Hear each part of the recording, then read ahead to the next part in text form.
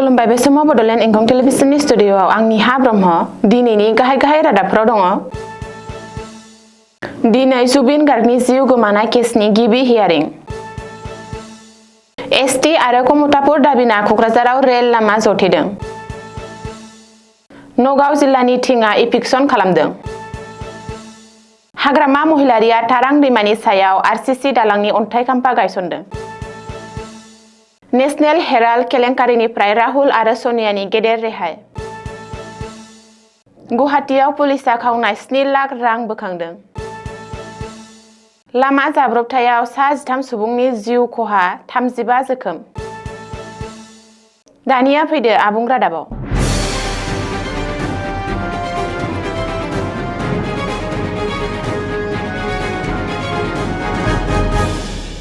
दिनै कामरुप नोगोरमा जिल्लानि चिफ जुडिशियेल मेजिस्ट्रेटनि बिजिरसालियाव जुबिन गार्गनि जिउ गोमानाय जाथायनि गिबि हियारिं होनाय जायो। जुबिन गार्गनि केसनि गिबि हियारिंनि थाखाय सा 7 दायनिगिरिफोरखौ बिजिरसालियाव लाबोनाय जायाखै। बेनि सोलाय भार्चुएलनि गेजेरजों जुबिन गार्गनि जिउ गोमानायनि सा 7 दायनिगिरिफोरखौ बिजिरसालियाव हाजिर खालामनाय जायो। सिगाङाव जानाय हिंसायारि थासारिफोरखौ नोजोर होनानै दिनै सा 7 दायनिगिरिफोरखौ बिजिरसालियाव लांनाय जायाखै। बेनि सोलाय बिजिरसालियाव भार्चुएलि हाजिर खालामनाय जायो। मख'नो गोनांदि एसआइटिआ चार्जशीट दाखिल खालामनायनि उनाव बियो गिबि हियारिं। जुबिन गार्गनि जिउ गोमानाय सा 7 दायनिगिरिफोरनि 7 दायनिगिरिया निकासियाव थानाय बाक्सा जिल्ला जोबथेसालियाव दं आरो गुबुन 2आ हाफ्लंनि जोबथेसालियाव दं। बेखौबो मख'नो नांगोन दि एसआइटिआ जुबिन गार्गनि जिउ गोमानायनि सायाव 12,270 बिलाइनि चार्जशीट गथायदों। जाय चार्जशीटआव माखासे बेफ्रुसार खौरांफोरा सोराङाव फैदों। चार्जशीटआव फोरमायनाय बादिब्ला जुबिन गार्गखौ सिगाङावनो प्लेनिं खालामनानै बुथारनाय जादों आरो सिंगापुरनि लैथोआव जाब्रबथाय जानायनि उनाव 75 मिनिट सम मेडिकेल सिबिथाय होआलासिनो गारसोनानै दोनदोंमोन। बेनि उनाव एम्बुलेन्सजों देहा फाहामसालियाव लांनाय जादोंमोन जुबिनखौ। कक्राझाराव रेल लामा जथेनाय हाबाफारि। कमुतापुर रायजो आरो एसटि दाबिनानै कक्राझारनि पुतियागाव लक्षी मन्दिरनि साखाथियाव रेल लामा जथेदों। आलादा रायजो कमुतापुर आरो राजबंशी हारिनो एसटि होनांगौनि दाबिजों दिनै केएसटिसि, आक्रासु, जिसिपिए आरो केपिपिइउनि जुथाइ बानजायनायाव रेल लामा जथायनाय हाबाफारि बानजायदों। मख'नो गोनांदि कच राजबंशी हारिनो एसटि मान होनाय, आलादा रायजो कमुतापुर सोरजिनाय, कच राजबंशी रावखौ संबिजिरारि गनायथि होनाय, उदखारि आफाद KLO-KM जों गोजोन गोरोबथा खालामनांगौनि दाबि खालामनानै केएसटिसि, आक्रासु, जिसिपिए आरो केपिपिइउनि जुथाइ बानजायनायाव कक्राझाराव रेल लामा जथायनाय हाबाफारि खुंदों। दैदेनगिरिफोरा खौरां बिजोंनि सिगाङाव फोरमायनाय बादिब्ला 7 साननि गेजेराव नखर बिफानजों सावरायनो खोथा मोननायनि उनाव रेल होबथानाय हाबाफारिखौ दान्दिसेनि उनावनो दोनथ'नाय जायो। जुदि 7 साननि गेजेराव सावरायनाया जायाब्ला एबा सावरायनाया फेलें जायोब्ला गोख्रों सोमावसारनाया जागायफिनगोन होननानैबो हुमखि होयो। गेजेर आसामनि नगाव जिल्लायाव दिनैनिफ्राय जागायदों इभिक्सन। नगाव जिल्ला खुंथाया दिनैनिफ्राय नगाव जिल्लानि थिङाव आयेन बेरेखायै दखल खालामनाय सोरखारि हायाव इभिक्सन खालामदों। थिंनि गासै 230 बिघा सोरखारि हायाव जिल्ला खुंथाया इभिक्सन खालामदों। थिंनि गासै 3 बिल्डिंआव इभिक्सन खालामनाय हाबाफारिखौ लादों। रिपर्ट बादिब्ला जिल्ला खुंथाया दिनै गिबि सानाव 3 बिलोआव आयेन बेरेखायै दखल खालामग्राफोरखौ होखारनाय जादों। मख'नो गोनांदि माखासे दखल खालामग्राफोरा सोरखारि हानि बिलोआव गेजेर गेजेर माथावरि खोनानै आलादा आलादा फुख्रि खालामदों आरो माखासे बोसोर सिगांनिफ्रायनो निजायै ना फिसिबोदों।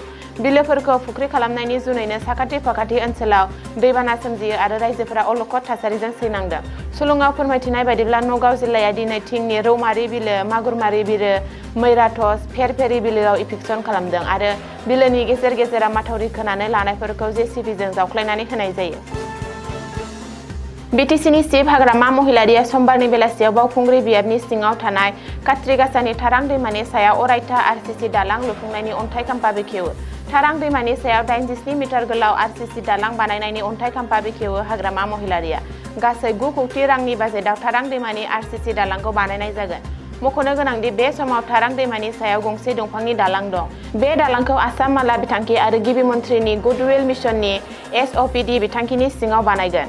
बे दालांखौ लुफुंनायनि थाखाय 2025-26 रांखान्थियारि बोसोराव गनायथि होनाय जादों। बबेखानि बे प्रजेक्टआ बिटिसिनि आगुनि चिफ प्रमद बर'नि खुंथायनि समावनो सेंसन जाखानाय होननानै हाग्रामा महिलारिया मिथिहोयो। कंग्रेसनि दैदेनगिरि सनिया गान्धी आरो राहुल गान्धीआ नेशनेल हेराल्ड केलेंकारिनिफ्राय गेदेर रेहाय मोननो हादों।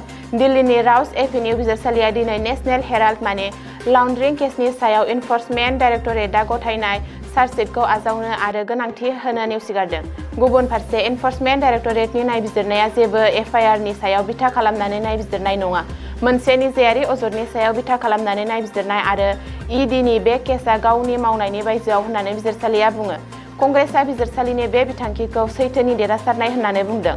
मख'नो गोनांदि 2012 मायथाइयाव बिजेपि दैदेनगिरि सुब्रमनियम स्वामीनि अजद होनायनि उनाव नेशनेल हेराल्ड केसआ जागायदोंमोन।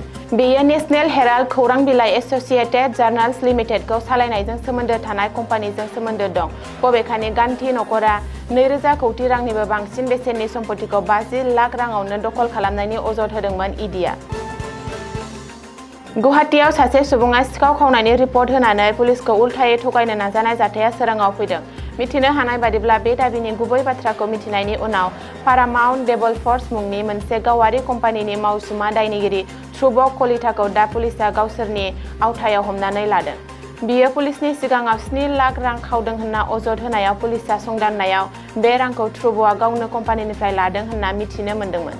गोमानायनि अजद बादियै दिसपुर पुलिसआ नायबिजिरनो हमो, अब्ला बे जाथायाव बेले-बेजे नुनो मोन्दोंमोन, जायनि थाखाय फिन नायबिजिरफिननायबो जादों। बबेखानि फिन नायबिजिरफिननायाव ध्रुवआनो बे जाथायखौ दोनखुमानायनि असिलायै खावनायनि नंखाय सल' बानायना जाथाया सोराङाव फैयो।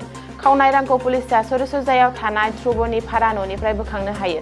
बे समाव पुलिसआ जाथायनि सायाव केस जाबसिनना गोख्रों नायबिजिरनो आखायाव लाना रोखा फोरमानखौ दिहुननो थिरांथा लायो। जमुना एक्सप्रेसआव मोनसे गिख्रंथाव लामा जाब्रबथायजों गोबां गारिफोरा सौग्रावलायनायाव अर जोंब्लावखांना सिलिंखार जानायाव खमैबो सा 13 सुबुंफोरा जिउ खहा जायो आरो 35 सुबुंफोरा गोब्राब जोखोम जायो। बे जाब्रबथाया मंगलबार फुंनि 4:30 रिंगासोआव बलदेव पुलिस थानानि सिङाव जादों। मथुरानि एसएसपि श्लक कुमारा फोरमायनाय बादिब्ला आग्रा नयडा लामायाव रोजा खुवा खुनायाव खमैबो गं 7 बास आरो गं 3 फिसा गारिफोरा गावजों गाव सौग्रावलायनायनि जाहोनाव गोबां गारिफोरा अरजों सिलिंखार जादोंमोन। जोखोम जानाय सोद्रोमाफोरखौ देहा फाहामसालियाव लांनाय जादों। लोगोसेनो बासफोरनि खामग्लिना आद्रा थालांनाय बाहागोफोरखौ लामानिफ्राय बोखारनो क्रेनफोरखौ लाबोनाय जादोंमोन होननानै एसएसपिआ बुंदों। बलदेव पुलिस थानानि एसएचअ रन्जन ससानि बादिब्ला थैनाय सुबुंफोरनि गेजेराव सानैखौ प्रयागराजनि अखिलेन्द्र प्रताप यादव आरो महाराजगन्ज जिल्लानि रामफल होननानै सिनायथिदों।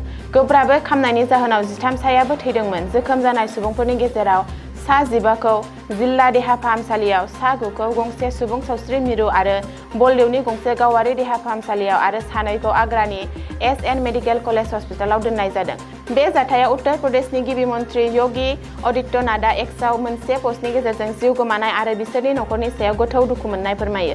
योगीआ थैनाय सुबुंनि साफ्रोमबो नखरनो 2 लाख रां आरो जोखोम जानायफोरनो 50,000 रां खहा सुफुंनायनि खोथा फोसावो आरो जिल्ला खुंथायनि बिबानगिरिफोरखौ गासैबो भुगिनांनाय सुबुंफोरखौ मोजां फाहामथाय होनो बिथोन होयो। दिनैनि रादाबा एसेनोसै, गोजोन्थों।